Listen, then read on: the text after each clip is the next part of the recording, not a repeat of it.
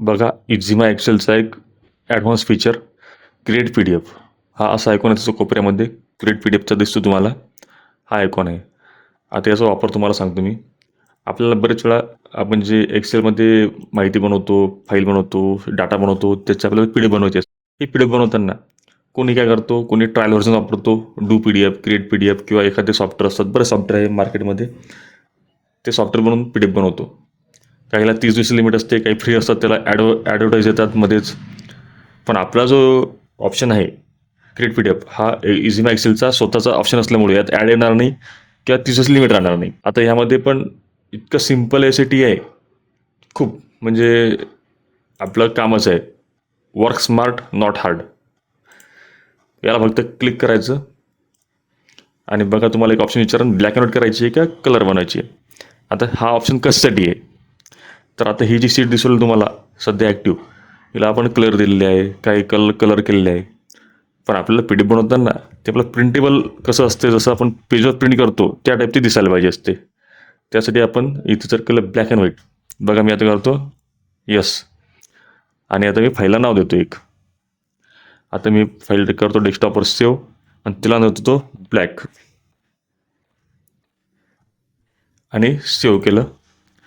आता मी तुम्हाला दाखवतो फाईल कशी बनली ब्लॅक अँड व्हाईट. ही झाली फाईल सक्सेस. ही ब्लॅक ओपन केली. बघा जिथे तरी कलर दिलेले होते, पण इथे तुम्हाला pure black and white file मिळाली पी डी एफची. यामध्ये कोणताच कलर नाही, हायलाईट केलेलं नाही आहे. तर हा ऑप्शन यासाठी आहे, ब्लॅक अँड व्हाईट विचारतो ते त्यासाठी. आता समजा तुम्हाला जशी आहे तशी पाहिजे, म्हणजे जसे कलर दिले तशी पाहिजे असेल, तुम्ही फक्त याला क्लिक करा आणि इथे ऑप्शन देतो, इथे कलरसाठी नो केलेलं आहे, ते नोला क्लिक करा आणि इथे फाईलला नाव द्या. फाईल कुठे सेव्ह करायची ते सेव्ह करा. आता मी याला नाव दिलं कलर आणि मी फाईल सेव्ह केली डेस्कटॉपवर. ही झाली फाईल तयार. आता मी याला मिनिमाइज केले. हे बघा कलरची फाईल तयार झाली आणि बघा जसे कलर होते, म्हणजे जशी फाईल दिसत होती तशी एक्सेलची तीच पी डी एफ इथे बनली.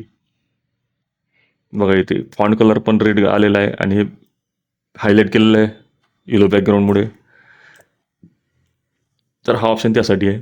आता याचा ॲडव्हान्स ऑप्शन असा आहे की तुम्हाला एकाच वेळेस 2 शीट असतात. ह्या आता या फाईलमध्ये 3 शीट आहे. मला ह्या 2 शीट, पहिली शीट आणि हे तिसरी शीट, याची जर सिंगल पी डी एफ बनवायची असेल तर काय करायचं, सरळ सरळ कंट्रोल दाबून 2 शीट सिलेक्ट करायच्या. आता 2 शीट सिलेक्ट केल्या मी आणि आता जर या ऑप्शनला क्लिक केले तर सिंगल पी डी एफ बनेन आणि त्या दोघांचीही सीटची पुरी इन्फॉर्मेशन किंवा डाटा जो असतो तो राहील. आता बघा मला समजा ब्लॅक पाहिजे असेल ब्लॅक करेल, कलर पाहिजे असेल नो करेल.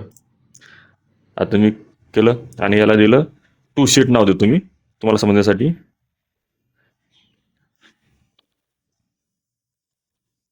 आणि हे केलं सेव्ह डेस्कटॉपवर आणि ही झाली पी डी एफ तयार. बघा ही 2 शीट नावाची पी डी एफ तयार झाली.